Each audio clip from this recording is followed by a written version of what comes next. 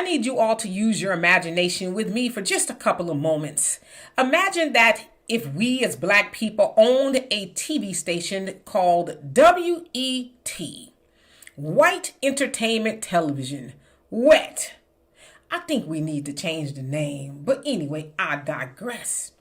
Now imagine if we had a yearly award ceremony where we had white women shaking their behinds, busting it wide open, saying the most disgusting things that they can think of to say, uncensored, by the way. Do you think that white people would show up to that and be happy about that? I don't think they would. In fact, I don't think we'd be up and running more than a year. They would shut us down and there'd be no more W.E.T. But my question to us is, why do we, and when I say we, I mean collectively, because I know there's a lot of people who don't watch, and good for you. But why do we show up for that? Black entertainment television that's owned by white people. It's owned by a family called Redstone. Sherry and Brent are the siblings that own it. Now, the history of it is it was started by that of Bob Johnson in 1980. He sold it to Viacom in 2000, and then Viacom sold it to Paramount in 2001. And Redstone, the family, the white family, they have about an 80% share of Paramount, so they own most of it. Now, if you've watched anything on BET, then you've seen a lot of disgusting things, specifically the awards. So the next question is, why do they think that's all right to sell back to us? Who made them think that they can dictate what black culture is, right? Because let's not lie to kick it. BET used to be considered black culture. It's not anymore. It's degradation, if you ask me. Because even back then, when Bob Johnson owned it, there was some class to it, right?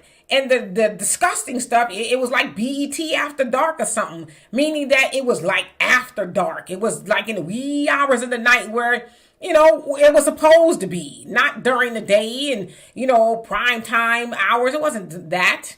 You had gospel stuff on there. You had a whole lot of stuff on there that was considered black culture. But the stuff that they're selling us, when I say they, I mean white people, they're selling us now. Why do we show up for that?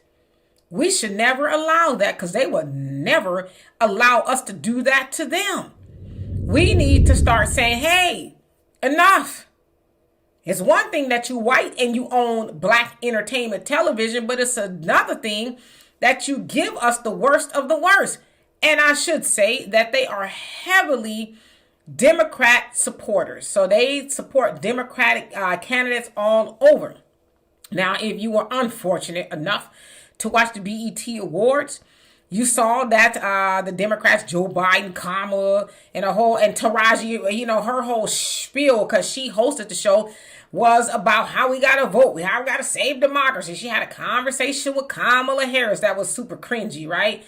But, they put together the degradation that I described to y'all with the Democrats, and they think that's okay to sell to black people.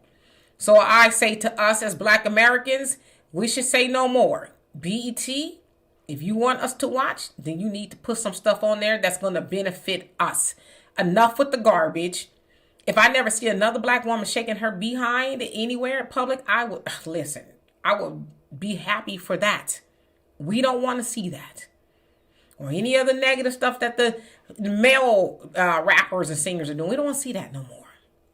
So anyway, again, ask yourself, would they show up for a black-owned station called W.E.T? They would not. So let's return the favor. So anyway, y'all tell me what you think of that. And for more insightful commentary, please subscribe to this channel and my channel, The Demetra Kaye Show, here on YouTube. Peace.